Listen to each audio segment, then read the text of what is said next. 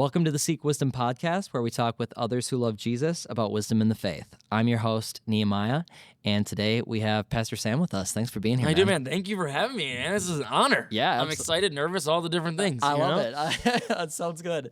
So if somebody doesn't know you, give them some info on you. Who is this guy? Who am I talking to right now? Oh, gosh, man. My name's Sam. I am the youth pastor here at Journey Church.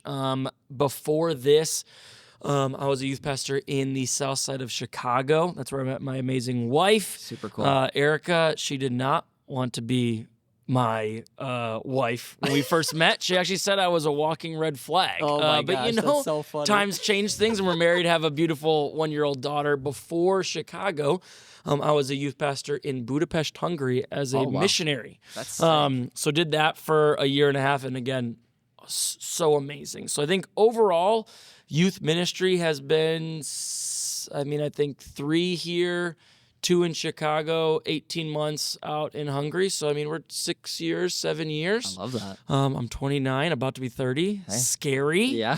Scary, but, I love youth. I'll do it until the day I die or until God calls me somewhere else. Yeah, so, of course. Yeah. No, that's super cool, man.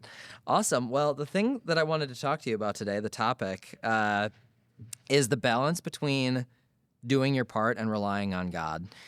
I recently came to Journey Youth to take some pictures, take some video, and your message hit a little close to home for me, and I wanted to talk about it with you because it was so good.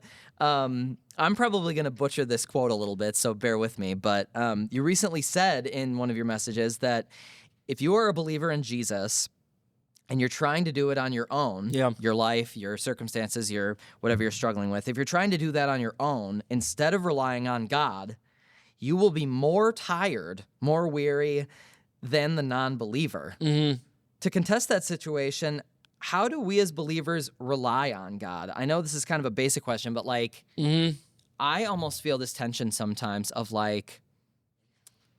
I want to do my part. I want to be a good steward. I want to be responsible.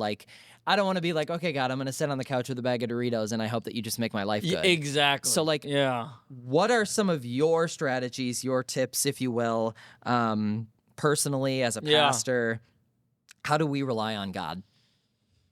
Oh, Lord Jesus. I wish I could give the perfect answer, but this is still something for me. When I preached that message, it really was to myself because even part of my story, at different churches that I've worked at, I have relied on my doing, my work ethic, I'm going to grind so much that I still got results, but my soul and my heart for Jesus dwindled. And I was like, wait, but I'm still seeing the results. So what's the problem here? And I think for me, it was realizing, okay, I can still get similar results in the worldly sphere if I do it in my own power. God has given me abilities and talents, and all of us abilities and talents, that I can do something and that was a good response. I must be doing what God wants me to do. But I think for me, the thing that I've tried to do, and this is all because of mentorship, is this idea of it starts with the way you are phrasing what you're doing. So for me, if I have a message coming up, I could go, okay, what verbiage do I need to put in here? What work do I need to put in? It's absolutely, that is so true. I need to work hard. I should be tired at the end of my day. That's why there is a Sabbath day. You should work hard for 6 and rest on the 7th because you're tired by the 7th. Yeah, for you sure. Put work in. Dude, I'm tired by the 2nd. Yeah, honestly. Seriously, I'm Lord. But I think for me, it's that idea of, okay, instead of coming in, going, I'm going to do my thing, God, what do you think? Because that's what I do a lot. I'll write my message and go, okay, it's done. God, I really want these to be your words. It's I already wrote the whole thing. Sure. Yeah, what the heck? Okay. So I think from that beginning spot of, okay, Lord, I have a direction I want to go. This is a direction that, especially as a youth pastor, I have a series that we're doing. So yes, God has called me out of a series very rarely because in the process of creating the year calendar, he's with us in that too. But there are times where I go, okay, God, this is the topic. This is the thing. What do you want me to know? And what do you want me to say? Is there anything, these are the Bible verses that I have. Is there anything you want me to highlight in this verse? What I'll do now is essentially I'll start my message with just a bunch of like brainstormed thoughts, life experiences, things that maybe in that moment, again, I very rarely hear the audible voice of God where Sure. it's like a light comes down. But in that moment when I actually pause and go, okay, listen, there may be a verse that pops in my head or Right. just a moment in my past where I go, oh, I remember I've actually had something like this. Right. And the question then is, was that God or was that me? Well, I don't know. Either way, it was a good thing that it came in that moment. And then from there, okay, off of that, now I'm going to work hard and I'm going to put this message together. So I think it's just for me off of the start of I still have to work hard. Right. I still should be tired at the end of a Wednesday. Like I should be. If I'm not, that means I left something in the tank that I shouldn't have. But for me, it's from the start. Right. That like, yes, I'm physically tired, but my spirit is like filled. Right. If at the end of the night, I'm like, gosh, I'm emotionally drained, I'm mentally drained, I'm spiritually drained. That's when I go, okay, I did this in my own power. Because I should not be in every single tank empty. Right. If that makes sense. Yeah, it does. I feel like you're kind of what I'm hearing is it's for you at least, your main thing is the approach. Yeah. Like I'm going to start the message with God. I'm going to ask him to kind of intercede in this moment as I'm writing, as I'm teaching, as I'm talking with students, as I'm playing basketball with students. Like, give me opportunities, show me what you need me to see, what you need me to write. Like, it's more about the approach. Yeah, no, that's really good. I think I liked your example of I already wrote the whole thing, and I'm like, all right, God, let it be your words. Like, I feel like that's something that I feel like maybe not with writing messages, but I've done that before too, where I'm like, okay, this is a really big, like I shoot photo and video full time. So I'm like, this is a really big deal. Like, God, I hope that went well. Exactly. Whereas I should have probably prayed first. Like, God, please help me to get the shots I need. Help me to even if there's an opportunity to share Jesus with someone while I'm working, whatever. Like doing that ahead of time. I think that's a really good piece of wisdom, is to just let God in right away, right off the rip. I think that's really cool. And I think one thing too that I know I've done, and this is something that I deal with youth a lot, but even myself, even if you did it in your own power and you go, God, I kind of did this one in my own power. Could you still, in my weakness, like use it? Right. Because I think at the end, sometimes I feel like, oh, it's too late. Like it's too late. Already did it in my own power. And it's like, if God is good enough to 2,000 years ago die for my sins now, I feel like in his sovereignty, in his omnipotence, that, hey, God, even if I did this in my own power, I know still now those youth students in their room right now, like you could still give them some wisdom or something that, like, even when I just tried and it wasn't enough, I believe even now with my repentant heart of like, can you do something now, God? And I think he can, in his goodness, he's going to go, yes. But we're so scared. It's like, well, I already messed up or I already did it. So well, I'll get him next time. I feel like God is obviously, like God isn't limited by time. And it's kind of funny. I was going to bring this up and then I decided not to. And now I'm going to bring it up. But there are times where and maybe this is good advice or maybe it's not, but there are times where I will realize that I should have prayed about something ahead of time or in the midst of something, and I don't. And I'm like, God, this maybe is a silly prayer, but like, I would just love to like retroactively like pray for this. Exactly. Like, I don't know if like, I just believe you're able to do that. Like, you're able to do anything. So I'm like, hey, if I'm going to pray for it, like, if you use it, cool. If not, fair enough. But like, I'm like, but you look at like even I was just talking with the youth student last night, and the story of the prodigal son, who he was searching for him, looking for him, and before he could even get the words out of, God, I already messed up. He's like, hey, I'm just glad you're home, son. So that idea of like, even when you go, I may be late. It's like it's crazy. We don't even need to say that. We don't even be like, that's true. I'm already late. It's like, dude, just talk with me. Let's have a conversation. No, here. I love and that. if it changes something, amazing. And if it doesn't, I get to learn. But I don't know that. I just go, like you said, I'm gonna pray this as if it was before, and if it works, great. If not, I'll never know. Right. So like, and also too, I feel like God honors that even in like even if he doesn't quote unquote do something with it, Yeah. I feel like God loves that and loves our heart for that, and he's going to use that as a teaching moment even for ourselves. Exactly. Like, okay, like this was cool that you did this. Like, let's remember next time. Like, even if that's the worst case, that's all there is, there's still like fruit from us doing that, Exactly. I think. So, yeah, Exactly. I think it's good. Cool. Do you have any thoughts? Maybe if it's not even action steps, but like, do you have any thoughts in regards to the amount of work we should be doing? Because I think that for me at least, like this is not a question that I wrote because I think it would be good content. Yeah. This is a question that I actually legitimately have. Like, you Yeah. can turn the cameras off. Yeah. Like, I want to ask you your thoughts on this. Like, for me, even in this season right now, I feel like I am doing a lot. And my wife's a stay-at-home mom. Wonderful. But I got to make all the money, which is, it's crazy. It's good. But it's a lot, And I think there's times where God puts it on my heart to just like rely on him and put it on him.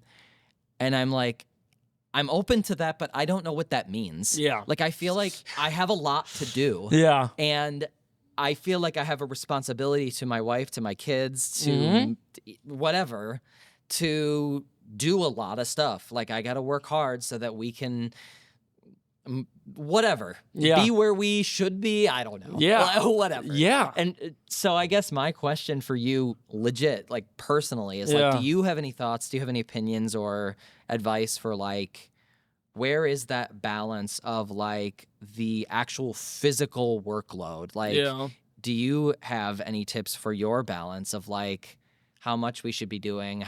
When is it time to step back? Like, I don't know. I struggle with that personally. Yeah, so. I think two things, and literally one of them is from a mentor who's far smarter than me, and the second one is because I messed this up and a counselor to tell me. So first one is, shout out to Pastor Cody if he's watching. Pastor Cody was my boss. He's moved positions now in the church. But like I am like a very black and white type of person where, hey, there is a problem, I need to solve it. And he's got this quote that he uses for a lot of different things, but I think it's worked for me in this area, is it's not a problem to solve, it's a tension to manage. So if you see it as a problem to solve, there is a pressure.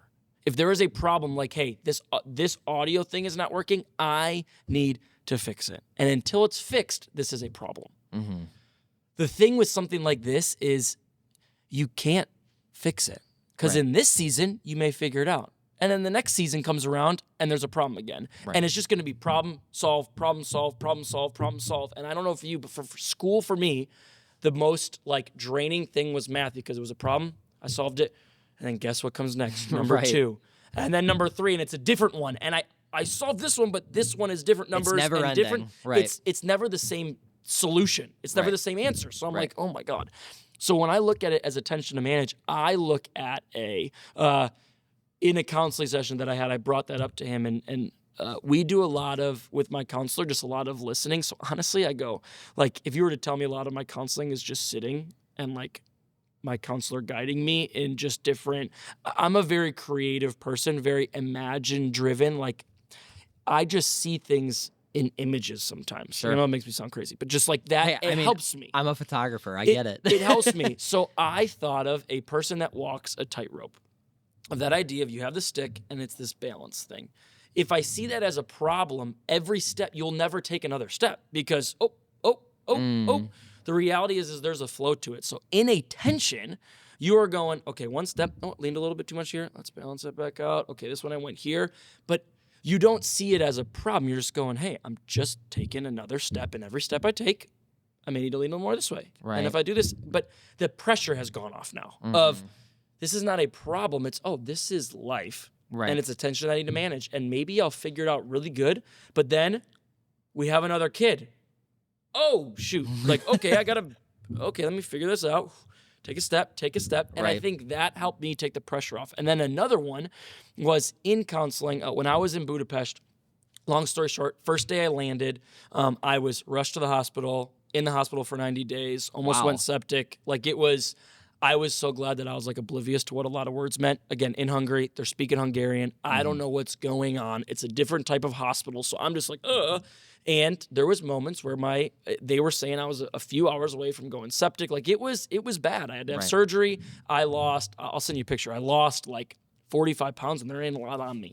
So it really messed with me. And after I got out of that hospital, my body image was really big. Like I was going to the gym. I was this.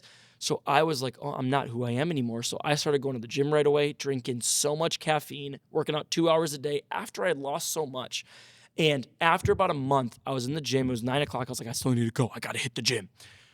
Drink some caffeine, a straight white Monster, and start lifting. And I had my first panic attack. And I thought I was dying. I was like, I'm dying. I call my dad. I'm like, Dad, I know you're in like America, but I'm dying. So I'll see you in heaven. And That's he's like, crazy. And he's like, calm down. You probably just had a panic attack. I was like, no. I can't breathe. My tunnel vision. He's like, yes. And I was like, oh my God. So after that, I said, I got to figure this out on my own. So for months, I didn't tell my pastor. I was waking up at 4 a.m. terrified, like as if someone was chasing me. I'm like, what's going on? But I kept it hidden. And I finally was at the spot where I couldn't even walk outside my door. I'm the most outgoing person. And I'm like, I can't even walk out my door without literally having crippling anxiety. I'm like, what is going on? So I finally told my pastor, he said, go to this counselor. So I started going to a counselor. And the counselor just listened for like 2 sessions. I was just talking. And he goes, Sam, you have he sits. And I was like, do you have anything to say? Like, I feel like I've been talking a lot. And he's like, Sam, you have a very skewed image of God. And I was like, first off, that's rude. 2, I'm a pastor. So like, if I have that, like, am I a false, what is going on here? Yeah, right. And he said, you read this book called The Pressure's Off. I was like, okay. I started reading the book and I try to read that book once a year because it is really talking about the law of linearity. If I do this, then this will happen. Versus, no matter what, my entire job is to enjoy the presence of God. So if I raise my kids in Jesus, then they will know Christ. Mm-hmm. But what happens if I do that and they don't? Right. The pressure's on me now. Right. I did something wrong.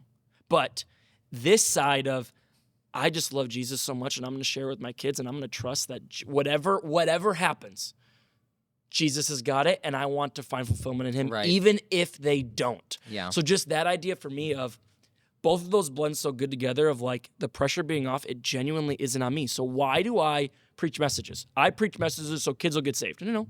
I preach messages because God called me to. And I love his word and I'm going to share it. And if kids get saved, amazing. But if they don't, that's not, I don't save them. Right. So that pressure of if I do this, then this will happen. If I work really hard, then my family will be secure. Right. Sometimes that's not the case, right? Sometimes it's not, and you do everything, and someone gets sick, and you're like, I did all the things, God. I did this, and then this should happen. But that idea of now there's pressure on your back versus, hey, God, I'm going to do this because you called me to, and I'm going to work hard because you called me to, but I'm doing it because you have given me breath in my lungs today. Right. And my heart's still beating. Yeah. And I just want to enjoy you today, so I'm going to work as hard as I can. And I go, that is the same. I'm doing the same things. Right. That's a lot more manageable of an approach. Yeah. So that has helped me, man. And I literally am taking our interns through that book and it seems so like simple, but I'm like, how many times do I go, if I do this, if I love my wife better, then I'll have a better marriage. If I do this, then I won't have this. If I turn my phone off, I won't be addicted to something. It's like, well, maybe. Right. Maybe not. Right. Well, I feel like even a lot of those if-then statements, like some of them could even be true. Yeah. But I think that I agree with you that a lot of it is the approach. Kind of even like your first answer. Like if you start right in the beginning, it's almost like a theme I'm hearing from you is like if you start strong, it's going to help you to end strong. Yeah. If you go through the process and you started the right way, you're going to have an easier time going through it than if you started without God. Yeah. If you start without God, it's going to be harder to like walk with God through everything because you didn't invite him in. You didn't ask him to help you. You didn't ask him to shift your perspective. And honestly, for me, that's a really cool answer because I think I understand that conceptually, but I don't apply it. Yeah. You know, I mean, same. Right. Like I think that's good advice of like not always correlating my efforts with therefore this will definitely happen. Yeah. Like God might use my efforts for his glory in a completely different way than I'm expecting. Mm-hmm. And I feel like if I'm approaching it with my version of what will happen and then it doesn't go that way, I'm going to see it as a failure. Whereas if I approach it with whatever God wants to do with this, I'm going to do my thing and he's going to do his thing. It's a lot easier to find peace in that, satisfaction in that, joy in that. And I need to use that because that's sick. I like that approach. So thank you for sharing that. It is super helpful. And I think if I can find it on my phone while you ask the next Yeah, question, there is 2 quotes from the book. The illusion of control brings requirement. Requirement creates pressure, and pressure leads to slavery. The slavery of having to figure out life to make it work. Those who hold on to the illusion of control lose the enjoyment of freedom.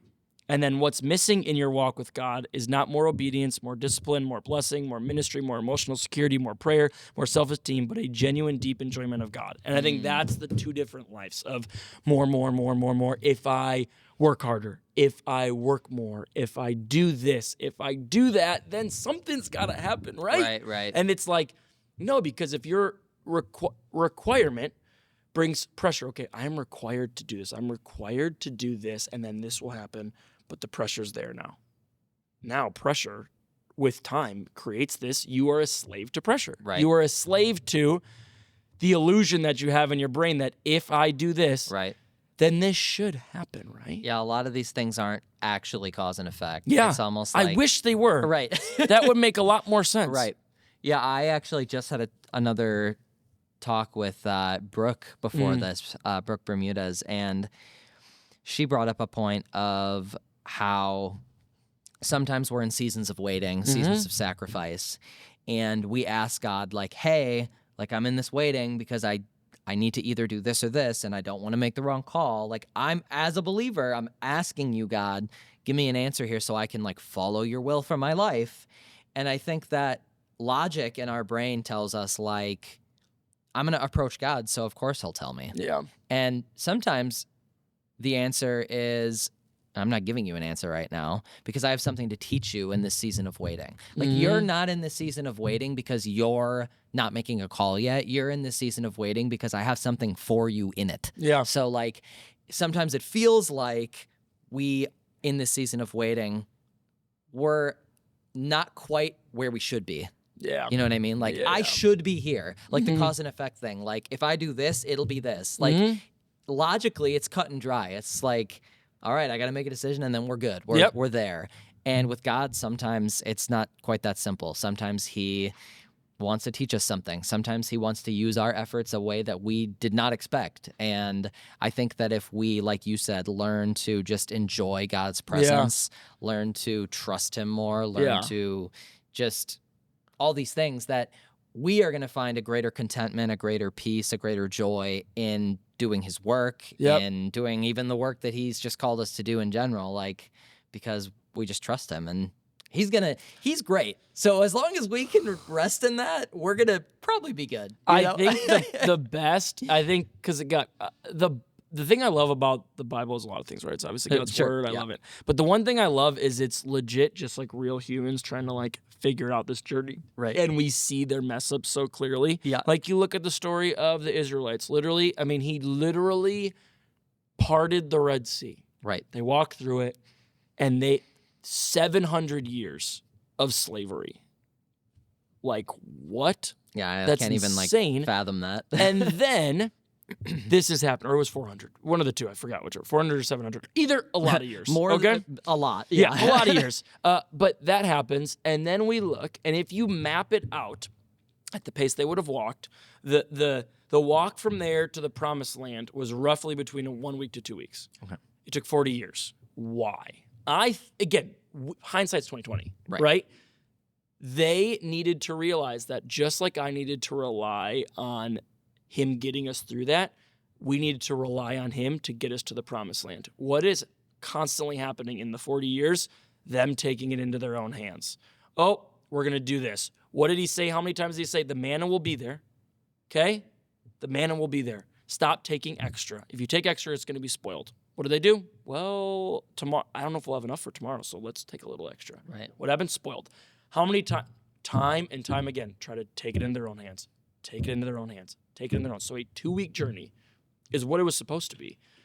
But the pressure of life of if we do this, well, God, I trust God, but I've got to do something, right? Right. So 40 years, Moses was asked to do something, but because of his own, I'm going to do, and one decision of, I trust you, God, but like, this has got to be right? Does this, and now isn't allowed to see the promised land. Why? Right. Because he took it into his own hands of not just, if you parted the sea, I'm going to trust that this man is enough. If I part of the sea, I'm going to trust that I need to speak to the rock, not hit it, or hit the rock, not speak. But you just go, well, you did this one in the past, so I'm going to do this. It's just turns into 40 years. Yeah.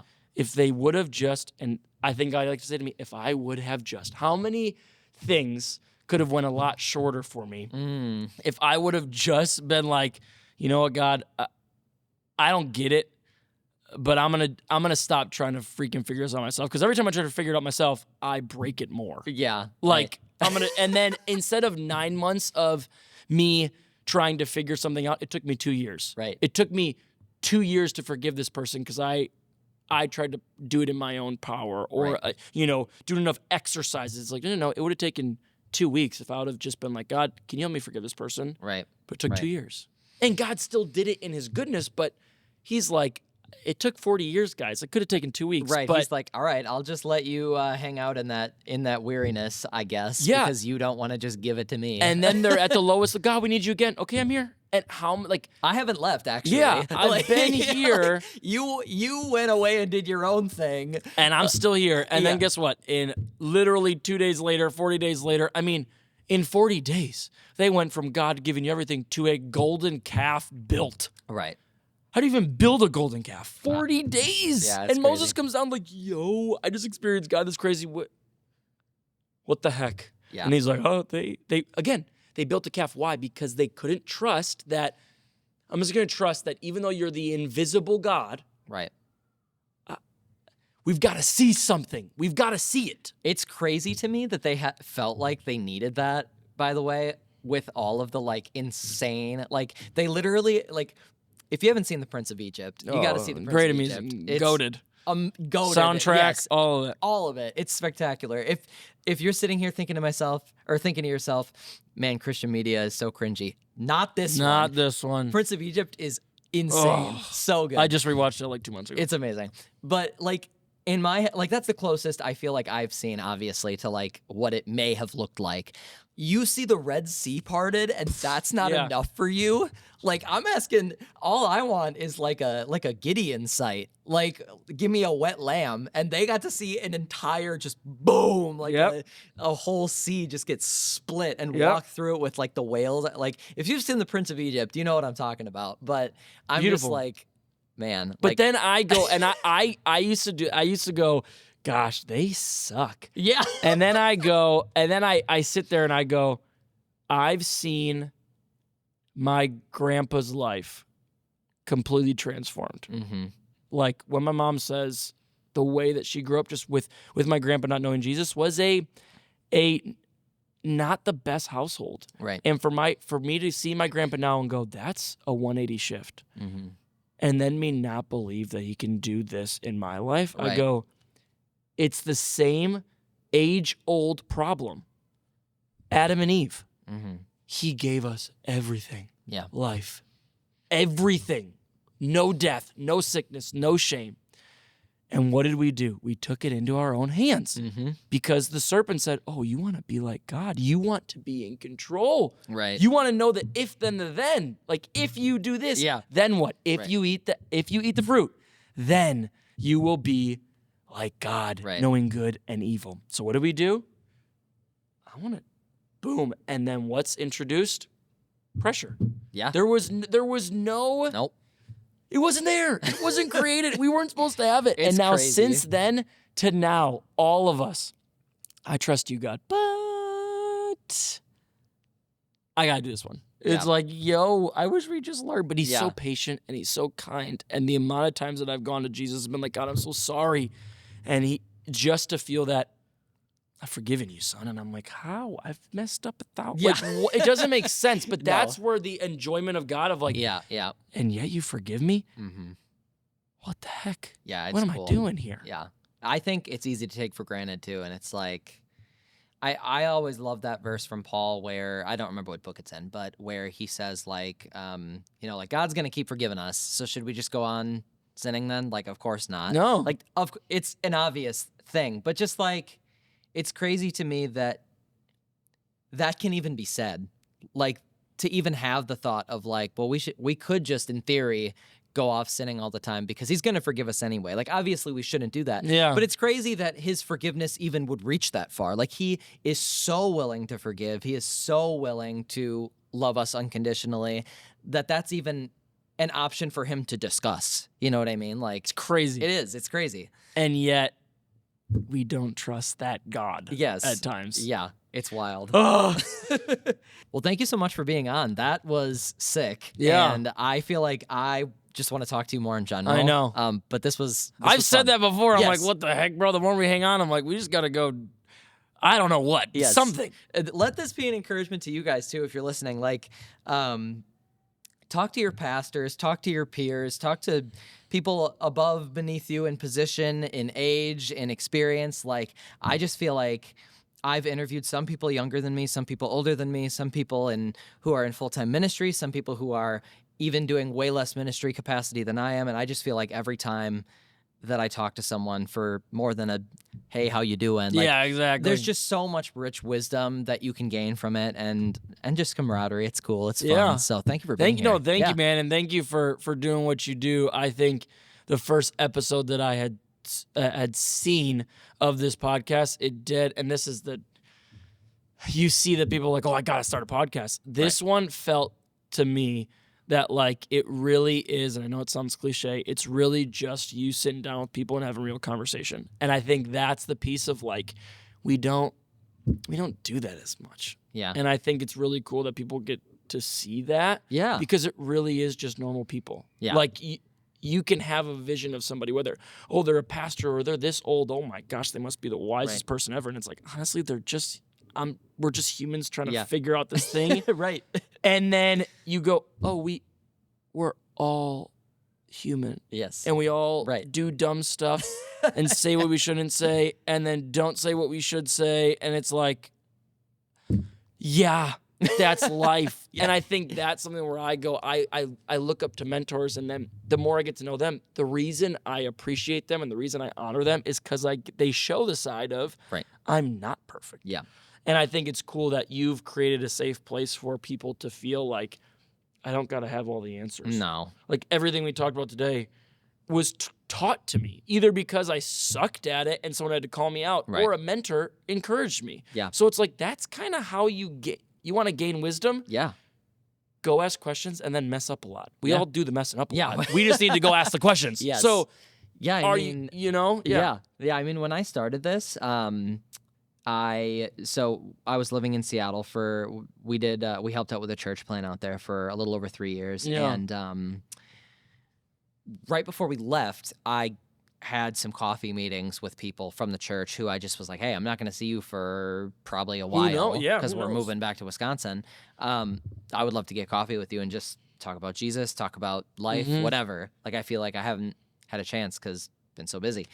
And I just felt like it was just this, but no cameras. Like, we were just talking, like, grabbed a coffee, and like I was picking their brain because like I got questions and I like to yap. So I was like, let's talk. Let's freaking do this. Yeah. And I just felt God put it on my heart where he was like, well, I at first was like, I should be recording this. Like, why am I not? And God was like, why aren't you? Like, you're a videographer. You have cameras. You have good mics. Like, you have all the things already. You know what I mean? It's almost like I've planned for this to happen. Yes, right. Like, yes. Yeah, mind blown. But actually, though, and I'm just so grateful that God, made it work in that way, because like I said earlier, like, we could turn the cameras off and have this conversation. Like, I'm trying not to ask questions that I'm like, ooh, this is going to be good clickbait.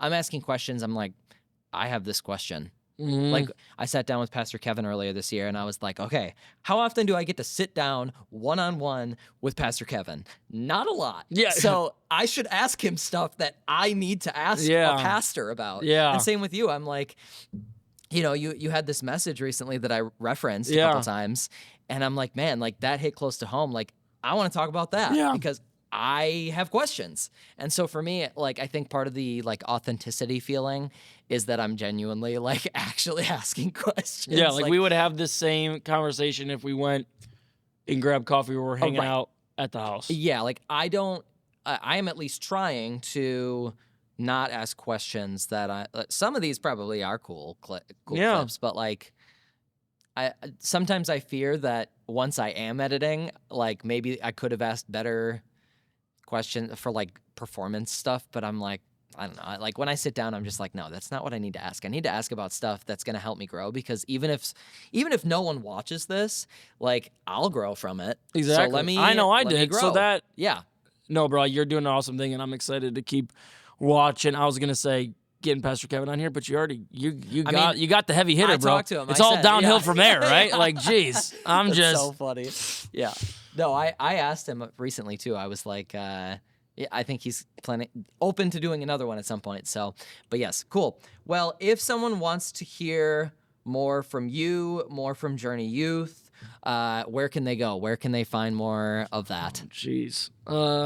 Socials. I or guess anything? yeah. All I post is my kid on socials, but you can follow me. My Yeah. daughter's adorable. It's at Sam Porcaro on Instagram, and then Journey Youth. It's just JRNYTH. Cool. And that's where all Journey Youth stuff is going on, Yeah. and it's a blast, man. I'm Yeah. not that good at social media, but I just like to post my daughter because I think she's pretty, and I Yeah. think my wife's pretty, so I post her, and we just valid. love life. I'm the So, same way. yeah. I get that. And also too, I feel like, if you're looking for some cool youth inspiration, like for me, I follow a lot of pages just because I'm in media. Yeah. And I'm like wanting to see what other churches are doing and stuff. So, if you're looking for stuff like that, or if you're looking for a youth group for your kids or for you and your friends, I don't know who's Come listening on to this, over. but Come check out on Journey over. Youth. Yeah. At JRNYTH on Instagram. Come on, brother. Yeah. So cool. Well, thank you guys so much for listening. If you want to hear more from the Seek Wisdom podcast, you can just look us up on all platforms. We have our short form on TikTok and Instagram. We have our long form on YouTube, and then we'll also have the audio posted on Spotify and Apple Music. So thank you guys so much, and we will see you next time.